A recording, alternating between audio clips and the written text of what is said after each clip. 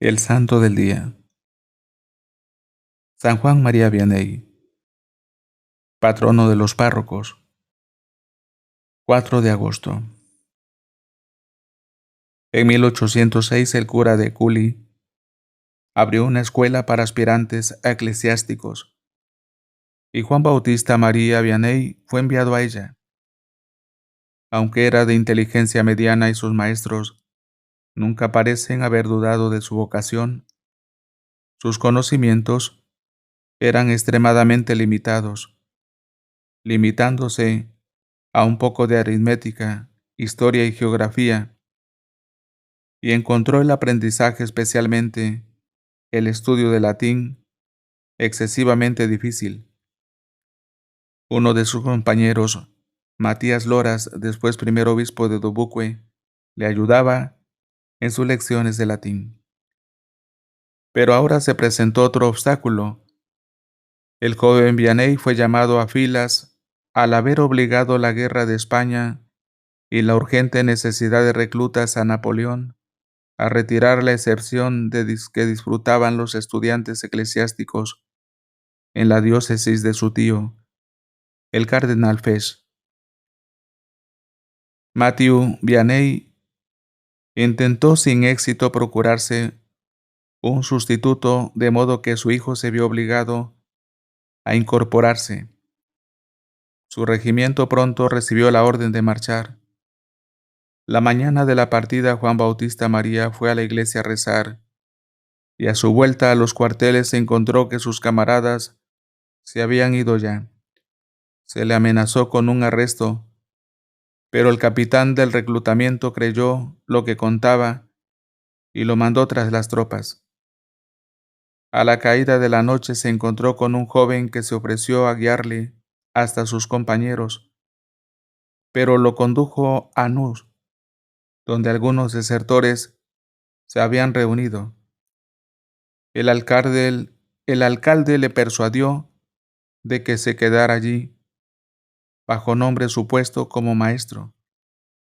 Después de 14 meses pudo comunicarse con su familia.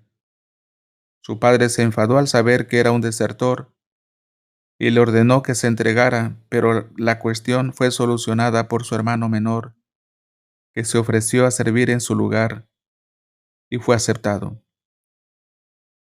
Juan Bautista María Vianney reanudó entonces sus estudios en Écully. En 1812 fue enviado al seminario. Estaba tan mal en latín que se vio forzado a seguir el curso de filosofía en francés. Suspendió el examen de ingreso al seminario, propiamente dicho, pero en un nuevo examen 3 meses más tarde aprobó. El 13 de agosto de 1815 fue ordenado sacerdote por Monseñor Simón, obispo de Grenoble. Sus dificultades en los estudios preparatorios parecen haberse debido a una falta de flexibilidad mental, al tratar con la teoría como algo distinto de la práctica, una falta justificada por la insuficiencia de su primera escolarización, la avanzada edad a la que comenzó a estudiar, el hecho de no tener más que una inteligencia mediana y que estuviera muy adelantado en ciencia espiritual y en la práctica de la virtud, mucho antes de que llegara a estudiarla en abstracto. Fue enviado en Écully como ayudante de M. Valley, quien fue el primero en reconocer y animar su vocación, que le instó a perseverar cuando los obstáculos en su camino le parecían insuperables, que intercedió ante los examinadores cuando suspendió el ingreso en el seminario mayor, y que era su modelo tanto como su preceptor y protector. En 1818, tras la muerte de M. Valley, Vianney fue hecho párroco de Ars, una aldea no muy lejos de Lyon. Fue en el ejercicio de las funciones de párroco en esta remota aldea francesa, en las que el cura de Ars se hizo conocido en toda Francia y en el mundo cristiano. Algunos años después de llegar a Ars, fundó una especie de orfanato para jóvenes desamparadas. Se le llamó La Providencia. y fue el modelo de instituciones similares establecidas más tarde por toda Francia.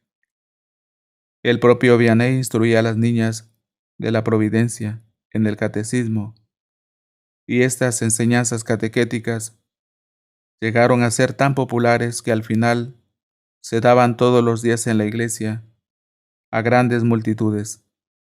La Providencia fue la obra favorita del cura de Ars, pero aunque tuvo éxito fue cerrada en 1847, porque el santo cura pensaba que no estaba justificado mantenerla frente a la oposición de mucha buena gente. Su cierre fue una pesada prueba para él, pero la principal labor del cura de Ars fue la dirección de almas. No llevaba mucho tiempo en Ars cuando la gente empezó a acudir a él de otras parroquias, luego de lugares distantes, más tarde de todas partes de Francia y finalmente de otros países. Ya en 1835, su obispo le prohibió asistir a los retiros anuales del clero diocesano, porque las almas le esperaban allí. Durante los últimos 10 años de su vida, pasó de 16 a 18 horas diarias en el confesionario. Su consejo era buscado por obispos, sacerdotes, religiosos, jóvenes y mujeres con dudas sobre su vocación, pecadores, personas con toda clase de dificultades y enfermos. En 1855, el número de peregrinos había alcanzado los 20,000 al año. Las personas más distinguidas visitaban Ars con la finalidad de ver al santo cura y oír su enseñanza cotidiana. El venerable padre Colín se ordenó diácono al mismo tiempo y fue su amigo de toda la vida, mientras que la madre María de la Providence fundaba las Hermanas Auxiliadoras de las Ánimas del Purgatorio por su consejo y con su constante aliento. Su dirección se caracterizaba por el sentido común, su notable perspicacia y conocimiento sobrenatural. A veces adivinaba pecados no revelados en una confesión imperfecta. Sus instrucciones se daban en lenguaje sencillo, lleno de imágenes, sacadas de la vida diaria y de escenas campestres, pero que respiraban fe y ese amor de Dios, que era su principio vital y que infundía en su audiencia tanto por su modo de comportarse y apariencia como por sus palabras, pues al final su voz era casi inaudible. Los milagros registrados por sus biógrafos son de 3 clases. En primer lugar, la obtención de dinero para sus limosnas y alimento para sus huérfanos. En segundo lugar, conocimiento sobrenatural del pasado y del futuro. En tercer lugar, curación de enfermos, especialmente niños. El mayor milagro de todos fue su vida.